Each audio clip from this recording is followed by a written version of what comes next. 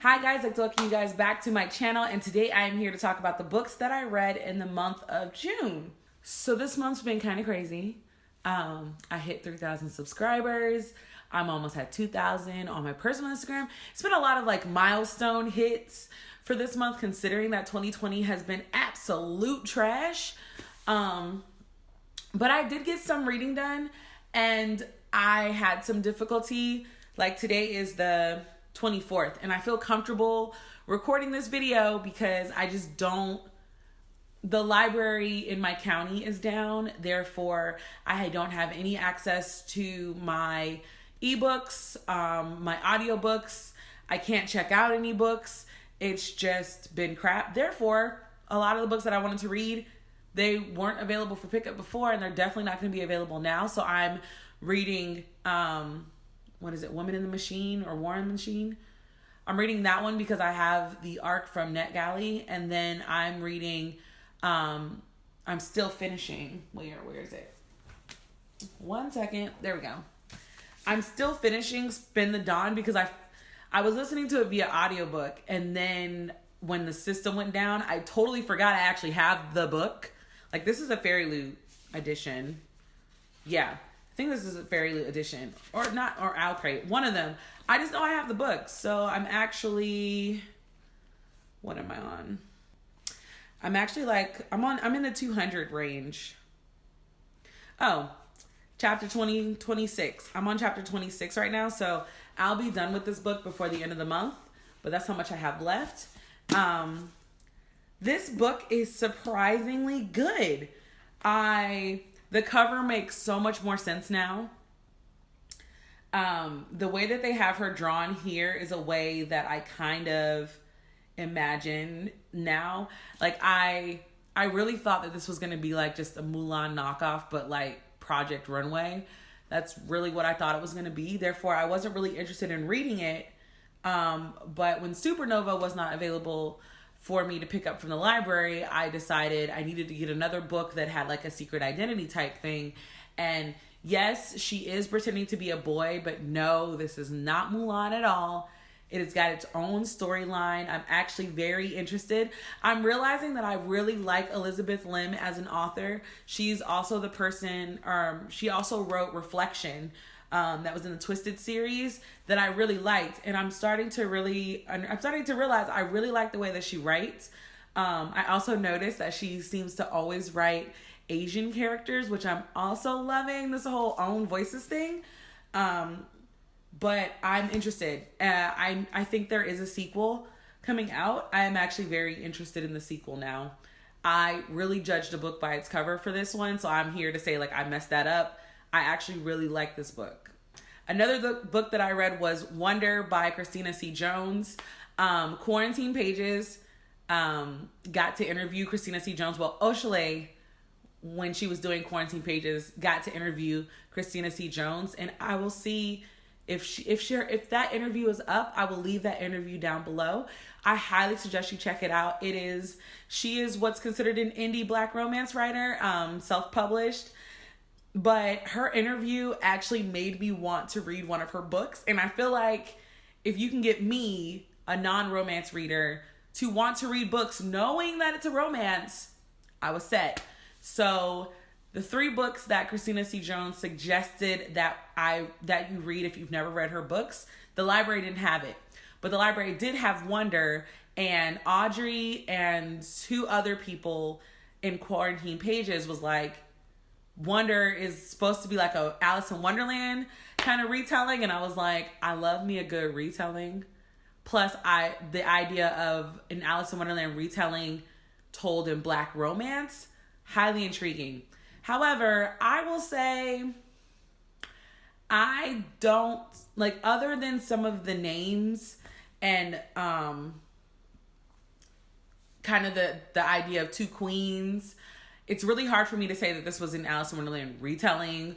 I can't even really say that it was a reimagining. I see that it was inspired, like some of the way that the story was created. I could see the inspiration being Alice in Wonderland, but that's as far as I'm willing to say that it really is.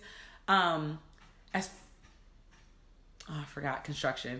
As far as the story goes, I like the story. It's about a girl in this dystopian style city where she learns that like the government's been lying to them this whole time, and she's basically just like the realization of that.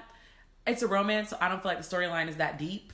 I did cackle a lot because one, it was always like, in all romances, is everybody raw dogging? Like, because I'm always just like, so you're pregnant? Is that not what I'm supposed to think? I don't know. This is the way my brain works. It just makes me laugh. Like when I was like rolling my eyes because I was just like, oh sis, you just met him. This is a lot. Did he even wash his hands before? All right. So, it was interesting to read. Another one that I want to dip into a book was Love Belvin, but again, library's down, so you got to work with what you got. So another book that I read, because most of these books I read for Throwback-a-thon, another book that I read was Mirror Mirror. This was the Snow White story in the Twisted Tales, where the premise was, what if she poisoned the prince? How do I put this? So I don't remember it. I think that's the best way to put it. I find it interesting that the stories, this story was like, she married her, she had her mother, but her stepmother came in.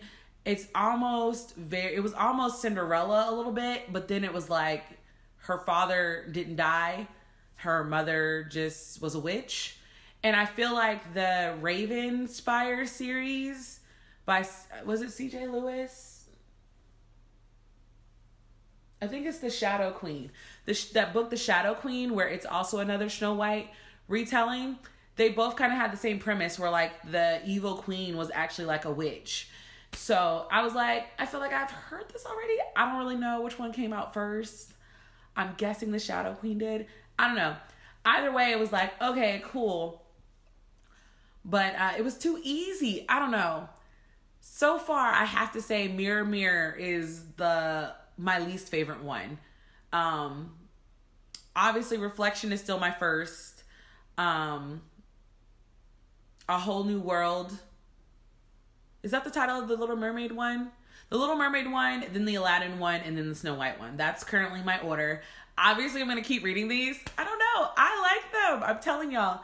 Somebody pointed out, I think it was Mary Jo, who pointed out that one of the reasons I might like it is because the females in the situation or in the stories, they're no longer these weak women, especially since like Snow White was made in the 1940s where like women were dainty and all that other stuff. But like it gives the women like more than just laying there waiting to be kissed by a stranger.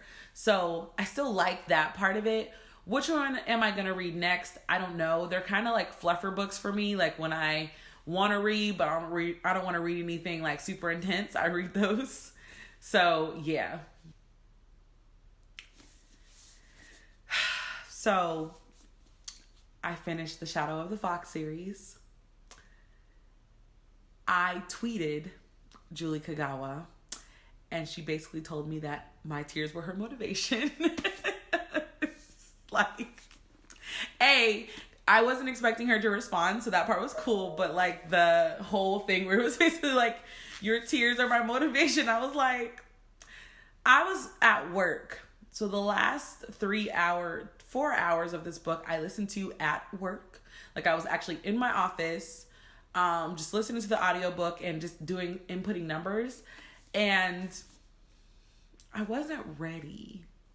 So like this entire series I've really enjoyed. And one of the questions I remember asking after the second book was, why was that dream scene necessary? And if you've read the series, you know what I'm talking about. And I was like, are you pandering, or like, does this really add value? Like, is this a valuable part of the story? I will never question Julie Kagawa again. In fact, I felt like she ripped my heart out a couple of times. Like at the end of it, I felt just as broken as Yumiko. it was a really good ending. I felt like I love a book that doesn't have like a Disney ending, if that makes sense. It's like this book was very, it's like it's hard not to give spoilers, which is why I will be giving a spoiler induced review of the series. And I just need to get the books and figure out a look, because though I kind of want to just do a look on this one, I don't know. We'll vote about it. We'll vote on it on Twitter to decide, like, do I use all 3 books or just one of the books to do a makeup look while we do the review. But I have a lot to say. This was the shortest book of the series, but this book hurt my soul. I actually cried at work. I had to excuse myself from my desk and go cry. Seriously, computer. Yeah. Yeah. All right, guys. Those are the books that I read in the month of June. I'm going to try to participate in Noria Reed's Effathon. I don't know. Yeah, I got to get my CBR together. So we'll see.